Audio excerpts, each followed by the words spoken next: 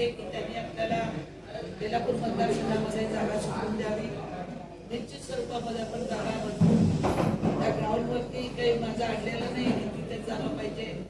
8.5 acre जागा कधी शिल्पो ग्राउंडसाठी देणार नाही आणि आपल्याला तेवढी जागा मिळत नव्हती म्हणून आपण ती घेतली आणि त्यांना खेळाचं मैदान मी करून देणार बेलापूरमध्ये. ही माझं स्वतःचं आश्वासन आहे की तुम्हाला पहिला खेळाचं मैदान करून देणार. गावांमध्ये एक जागा आहे ना त्याला बेलापूरमध्ये पहिलं कुस्तीचं मैदान होतं, ती जागा आहे.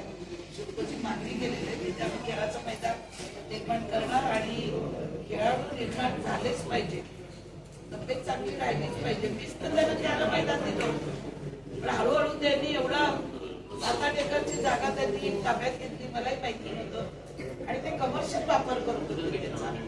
वेगवेगळ्या कंपन्या याच्यात त्यांना 8 दिवस 15 दिवसाचं प्रशिक्षणाचे पैसे देत होते आणि त्याच्या तक्रारी मला तिथले ग्रामस्थ जे माझ्याकडे आले होते राहून मागायला त्यांनीच तक्रारी केल्या त्या. पण मी काय त्याच्यासाठी तो प्लॉट नाही काढलेला आहे. जागा थोडी मोठी कुठेच उपलब्ध नाही.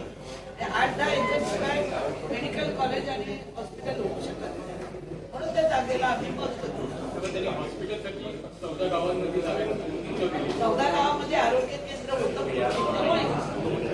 14 गावामध्ये आरोग्य केंद्र होईल. त्यासाठी काय नव्या मुंबईला आम्ही मेशीला करणार. विरोधकांना काय उत्तर असेल? विरोधकांनी याच्या त्याच्या कांदा बदलून ठेवण्यापेक्षा युतीतून लोक आणण्यापेक्षा काल ते बोलले आम्ही मंदाताईंना भेटू समजू, हे ते पहिला झाले असते काही मार्ग तरी निघाला असता. आता सर्व पेपरवर झाले. पालिकेने त्या जागेचे पैसे भरले आणि गव्हर्नमेंटने त्याच्यावरती प्लॅन मध्ये हॉस्पिटल प्लॉटचं रिझर्वेशन केलेलं आहे. त्याच्यामुळे ते पैसे आले असते. अजूनही आता त्यांना आव्हान आहे की बेलापूरमध्ये त्यांनी तेवढी जागा आम्हाला बाजूला द्यावी. आपण त्यांना ते पहिलाच सोडून देऊ. माझं काय त्याच्याशी दुश्मनी थोडी आहे. खेळाडूंची मीच तर दिलं होतं माझंच लेटर पॅड. जेव्हा काय कुठल्या नेत्याकडे गेले लेटर पॅड आणायला, नाना कुठल्या नेत्यांनी मदत केली. आता ते नेते याच्या त्याच्या खात्यात बंदूक ठेवून मला गोळ्या मारतात. एक महिला काम करणारी महिला आहे, रात्रंदिवस ती करत राहणार. भेटायचं नाही भेटायचं लोकांना कळून चुकलं. त्यांनी जेवढ्या अडचणी आणल्या, मी जेवढ्या परवानग्या आणल्या तेवढ्या वेळात ते कोर्टात केलंय. तेवढ्या अडचणीवर ते मात केलेले आहे. आज जनता काय लिहिते, मला काय टोल करते बघा. हॉस्पिटल किती गरजेचं आहे. जा माझ्या वेबसाईटवर बघा काय काय लोक बोलतात.